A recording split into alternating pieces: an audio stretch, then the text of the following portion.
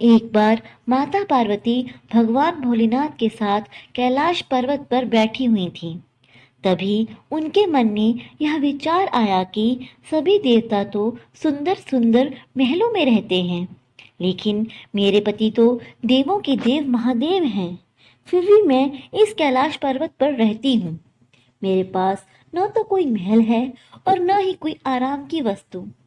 ऐसा सोचकर माता पार्वती ने भगवान भोलेनाथ से कहा, स्वामी, सभी देवी देवता महलों में रहते हैं, केवल आप ही इस कैलाश पर वास करते हैं। आखिर ऐसा क्यों? आप भी हमारे लिए एक भवन बनवा लीजिए ना, ताकि हमारा परिवार भी आराम से रह सके। माता पार्वती जी की बात सुनकर भोलेनाथ थोड़ा सा हंसे और फिर बिना कुछ कहे ध्यान मग्न हो गए। माता पार्वती को भोलेनाथ का यह व्यवहार कुछ ठीक नहीं लगा, किंतु वो बिना कुछ कहे वहां से चली गईं। जब महादेव अपने ध्यान से निकले तो माता ने फिर से भोलेनाथ से कहा, हे प्रभु, मेरा भी मन है कि मैं भी बाकी देवी देवताओं की भांति महल में रहूं।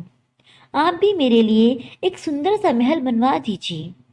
तब महादेव ने उनसे कहा, देवी, महल में रहना हम लोगों के लिए उचित नहीं है। किंतु माता पार्वती ने महादेव को जिद से कहा, प्रभु, आपको नहीं लगता कि आपको भी महल में रहना चाहिए? पार्वती जी महादेव से बोली, स्वामी, आपका महल तो स्वर्ग में बने हुए इंद्रदेव के महल से भी उत्तम और भव्य होना चाहिए। अब तो हमें भी अपना महल बनवा ही लेना चाहिए। महादेव ने माता पार्वती को बहुत समझाया। वे बोले, देवी, हम तो योगी ठहरे, खुले में रहने वाले हैं। हमें भवन का माहौल रास नहीं आएगा। हमें महल में चैन नहीं मिलेगा, क्योंकि महल में रहने के बहुत नियम और बंधन होते हैं। लेकिन पार्वती माता ने तो अपना मन बना लिया था कि अब वो महल में ही रहेंगी। जब तक महल नहीं बन जाएगा वो नहीं मानेंगी। पार्वती माता महादेव से बोली, हे महादेव, जब सारे देवी देवता महलों में रहते हैं तो आखिर महादेव क्यों बर्फ की बनी चट्टान पर रहें? माता की हट के आगे देवों के देव महादेव को भी झुकना पड़ा। इसलिए उन्होंने इस कार्य के लिए स्वर्ग से विश्वकर्मा जी को बुलवाया और उन्हें ऐसा महल बनाने को कहा जो तीनों लोकों में किसी के पास न हो।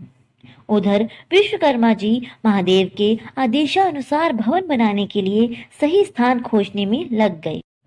स्थान की खोज करते हुए उन्हें एक ऐसा स्थान दिखा जो चारों ओर से पानी से घिरा हुआ था और बीच में 3 सुंदर पहाड़ थे। वो पहाड़ तरह तरह के सुंदर फूलों और वनस्पति से ढके हुए थे। उस स्थान को देखकर विश्वकर्मा जी ने उसके बारे में माता पार्वती को बताया। जब माता पार्वती ने उस स्थान के बारे में सुना तो माता ने खुश होकर भवन बनाने का आदेश दे दिया। विश्वकर्मा जी ने भवन बनाने की शुरुआत कर दी। अपनी उच्च कला का परिचय देते हुए विश्वकर्मा जी ने भवन के साथ साथ वहां पर एक सुंदर नगर का निर्माण भी कर दिया। वह नगर देखने में बहुत ही सुंदर और आकर्षित था।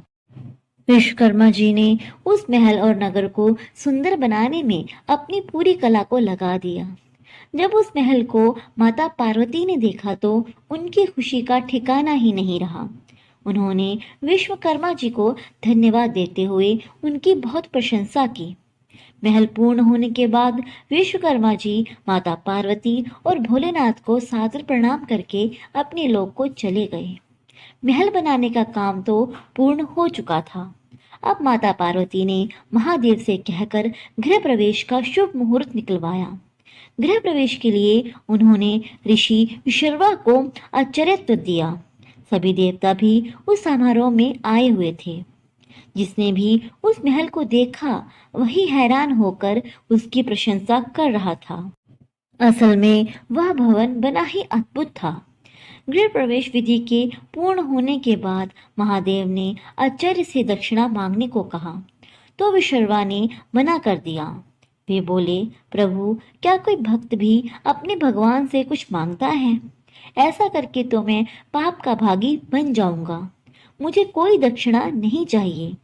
यह कहकर ऋषि विश्रवा जाने लगे तो महादेव ने कहा, हे ऋषिवर, आपको दक्षिणा तो लेनी ही पड़ेगी।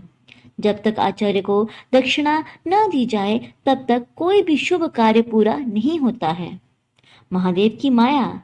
ऋषि विश्रवा का मन उस समय नए बने हुए नगर पर आ गया। बार बार आग्रह करने पर उन्होंने दक्षिणा के रूप में उस भवन सहित नगर को ही मांग लिया।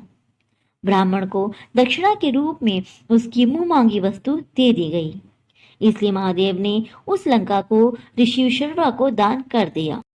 महादेव के द्वारा अपने भवन को दान कर देने से माता पार्वती क्रोध से भर उठी। उन्हें ऋषि की इस हरकत पर बहुत क्रोध आ गया। उसी क्रोध में उन्होंने ऋषि विश्रवा को श्राप दिया। वो बोली, तुम तो आचार्य कहलाने के लायक भी नहीं हो। तुमने महादेव की सरलता का लाभ उठाकर बड़ी ही कुटिलता से मेरे प्रिय महल को दान में ही मांग लिया। इसके लिए मैं तुम्हें श्राप देती हूँ कि महादेव का ही भक्त एक दिन उस महल को जलाकर राख कर देगा। उसके साथ ही तुम्हारे कुल का भी विनाश आरंभ हो जाएगा। पुराणों के अनुसार ऋषि विश्रवा ने अपने पुत्र कुबेर को ये महल दिया था, लेकिन कुबेर को निकालकर लंका पर रावण ने अपना अधिकार कर लिया था। त्रेता युग में शिव के अवतार हनुमान जी ने उस लंका को जला दिया और उसके बाद विश्रवा के समूल कुल का विनाश श्री राम द्वारा किया गया। उस कुल में केवल एकमात्र विभीषण ही बचे थे, क्योंकि वो पहले से ही श्री राम की शरण में आ गए थे। दोस्तों, अगर आज की वीडियो पसंद आई हो तो वीडियो को शेयर करना ना भूलें, और अगर आपने हमारे चैनल को सब्सक्राइब नहीं किया तो चैनल को सब्सक्राइब करके ऑल पे सिलेक्ट ज़रूर कीजिए। तो मिलते हैं अगली वीडियो में। धन्यवाद।